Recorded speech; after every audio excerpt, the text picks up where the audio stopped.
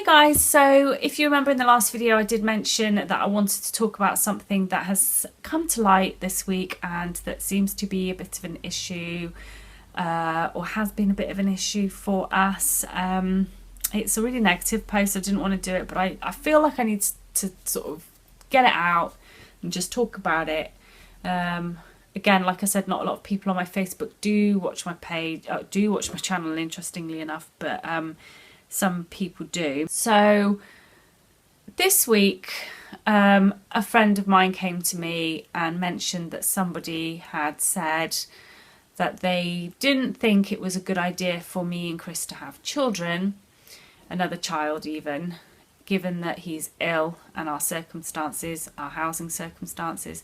They didn't think it was right that we should have them because it would be too stressful and too difficult, and wasn't sort of, upon finding out about my pregnancy, wasn't particularly happy about it, or not that I'm expecting everyone to be excited about it, but that was sort of the first reaction was, is now a good time to be having children, and it's going to be very difficult, why don't they move back home, back to our families, and passing judgment on our lives when they don't actually know us that well or know much about our lives.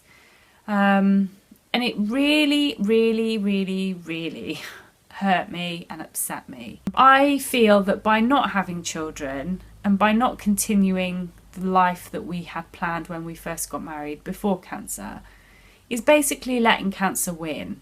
It is. And you do have to make changes when a close loved one is diagnosed with cancer, because you have to change your lifestyles. We do. We have to prepare ourselves to let people down at last minute. But then things like that we were used to anyway with Chris being in the army. He was constantly letting people down, not meaningfully, but he was constantly last minute having to go away, last minute on duty, last minute all the time. Everything was always last minute. He was away constantly, and also away constantly at the drop of a hat, very last minute sometimes.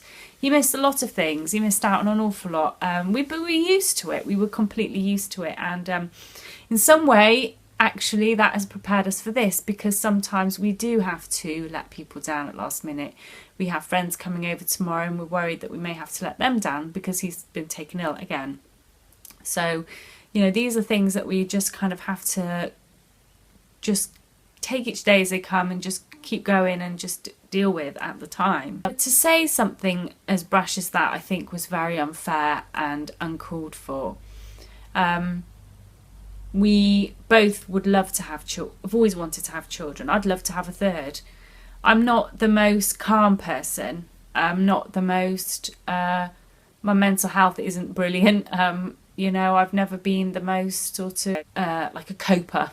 I suppose that would be the word. I feel like I don't cope things very well. But on reflection, when I look back at everything that's happened, I've coped amazingly. And people say to me all the time, you're amazing, you're so strong, I don't know how you do it. But believe me, when you've been dealt the hand that you've been given, when you get dealt this sort of stuff, you do just deal with it. You just do.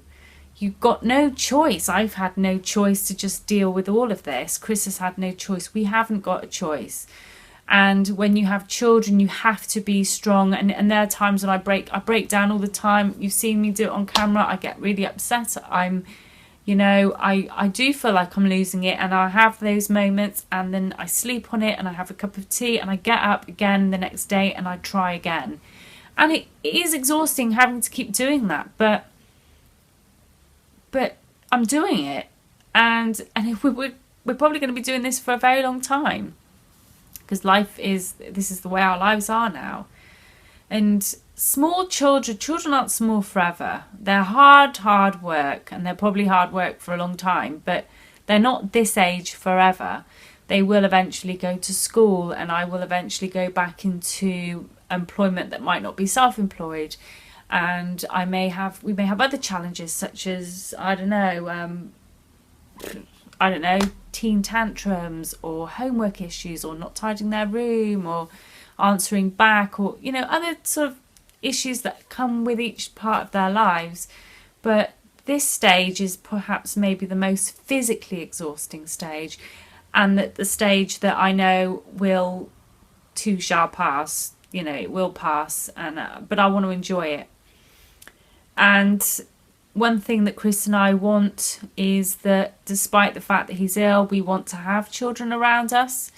We want our children to have each other, so that come the time that, heaven forbid, Chris does pass, I mean, he might even live out me, you never know, but you know, that they'll have each other. They'll have each other there to support one another. I am an only child and I hate it, and I don't have anyone, I don't have a brother or sister to go to and to, you know, to have to support me. It's me on my own, and I don't want that for Sebastian. And yes, having children will mean more children will be difficult, but it's, you know, it's something that we want to do, and why shouldn't we do it? And this is why I haven't made any big announcements to people. This is why I haven't said a lot, because people, and I shouldn't care what they think, but people do pass judgment. People always, you know, they will have their thoughts and their views on it, but, you know, they don't know our lives. They're not in our lives, and they're not understanding what's going on. Yes, we don't live near family, but our family are only an hour and a half up the road, very direct, and can just be there when need be. It's not actually very far at all, an hour and a half. It's not far. You know, and they are there when we need them. We have a good, close, you know, friends in the area. Not that many, and unfortunately lots of them are military, so they may be moving on, and when the time comes that they do move on, it will be incredibly upsetting, but we'll just have to motor through it and just have to get on with it. I guess now I'm sort of waffling, but it was just something that really hurt me. I mean, you wouldn't go up to someone who's disabled or blind or deaf and say, you're disabled, you're blind, you're deaf, you shouldn't really have children. Do you think that's a good idea? Do you really think that's a good idea to have children? You know, in your condition, I don't think it's a very good idea. You just wouldn't say that. You just wouldn't do it. It's a horrendous thing to say, and it's an incredibly hurtful thing to say. And I was hurt that this person not just said it, but thought it, you know. People, like I said, you just, until you know somebody's lives, until you've lived in their footsteps, you just don't know. Yes, it's going to be really hard for me. Probably I am going to really struggle, but it won't be forever. There will be easier times, and if it gets so bad, then maybe we'll think about moving, maybe then. But it's not the be-all and end-all. It's not going to determine, we're not going to let this situation determine what happens in our lives, change our dreams, change our hopes. Why? Why should it shatter all that? Because he has an illness, you know, we refuse to let it beat us in that way. I'm just really hurt by it all. And really sad, and I don't know, let me know what you guys think, if you've ever experienced anything like this, or if you've ever had people who you don't really know that well say things to you that they have no right to say. Let me know, or let me know what you think I should do. I don't know. I've taken a step back from a lot of people recently. I've completely just taken a step back from social media, from connecting with people other than my very, very close friends, for this reason, you know, people don't know our circumstances, and they don't get our circumstances, and that's fair enough. I wanted to come on camera and say something, because, you know, I think it's disgusting that people out there would think that, or would consider thinking that people who are ill or sick or in a bad situation shouldn't have children. You know, life is never perfect. It's never going to be perfect. I mean, when we had Sebastian, how would we have ever known that this was going to happen?